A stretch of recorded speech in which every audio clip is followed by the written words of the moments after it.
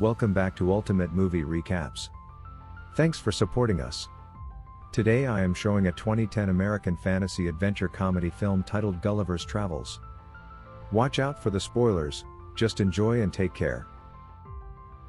At the movie's beginning, we see a person named Gulliver, who wakes up and follows his daily routine. He talks to his superhero toys and jovially takes a shower. Gulliver works in the mailroom division of a newspaper company in New York. One day he meets and befriends a new employee named Dan. Gulliver is boss to Dan in the mailing department as he is senior to him. While the two were delivering their mail, they come across Gulliver's longtime admirer and a journalist named Darcy Silverman.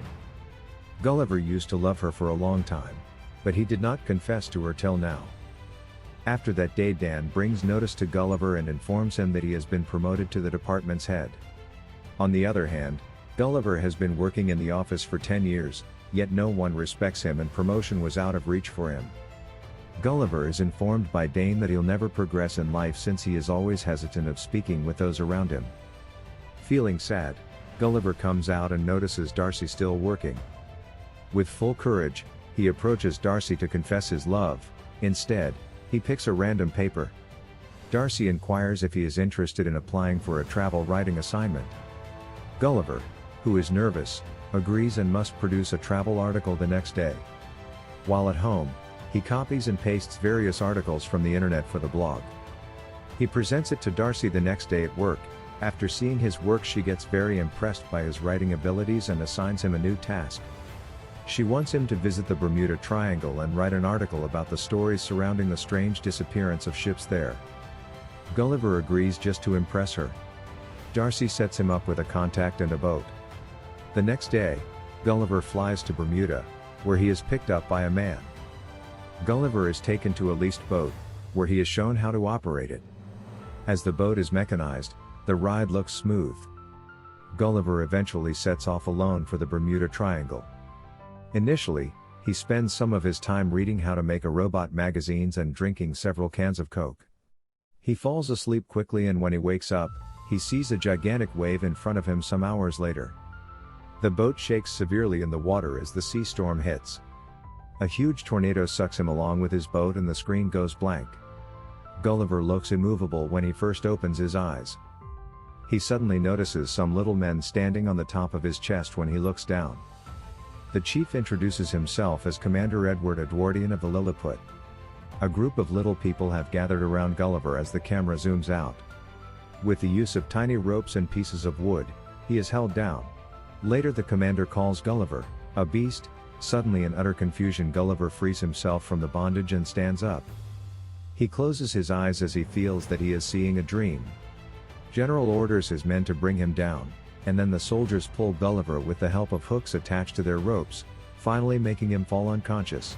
Later he is tied to a cart and is taken to present before the king. All the citizens of the kingdom come out to watch the beast in curiosity. Gulliver is presented before the Lilliput King Theodore, but his daughter Princess Mary develops sympathy towards Gulliver and asks Edward why is he handled so harshly. Edward declares to her that Gulliver is a spy from the enemy province Blefuscia. Finally, Gulliver asks the king, "Where am I?"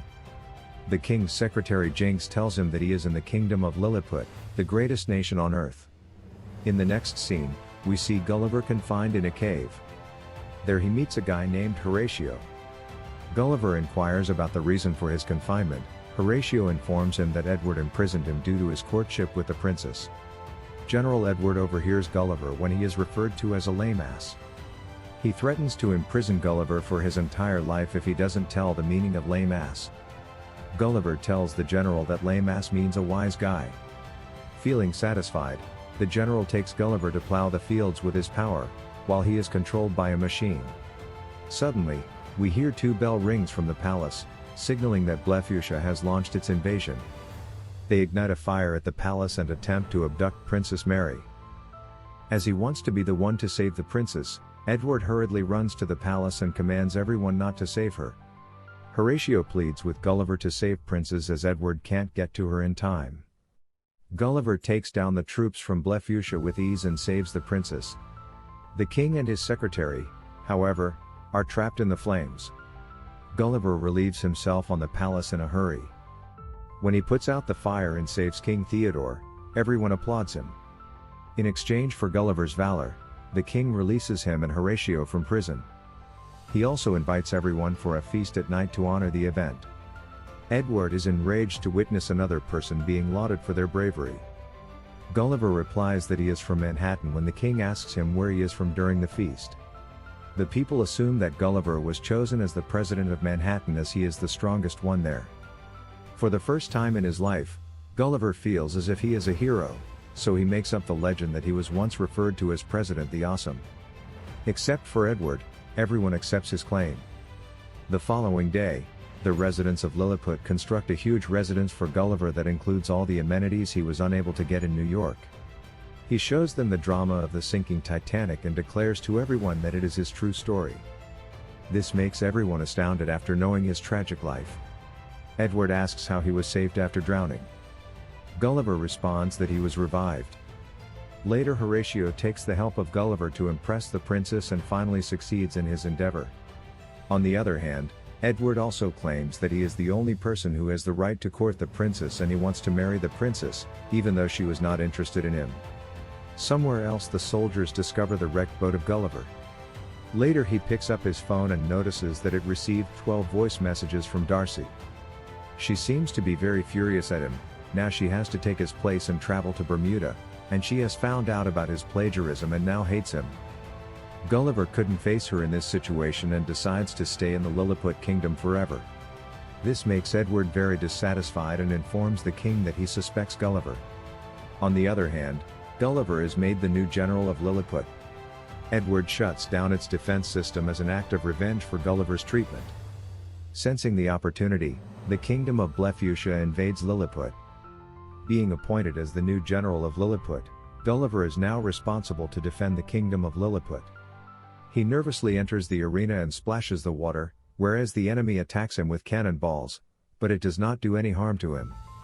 He overruns the invading armada with ease and ends up saving the kingdom. Several soldiers are appointed to give haircuts and massages to him.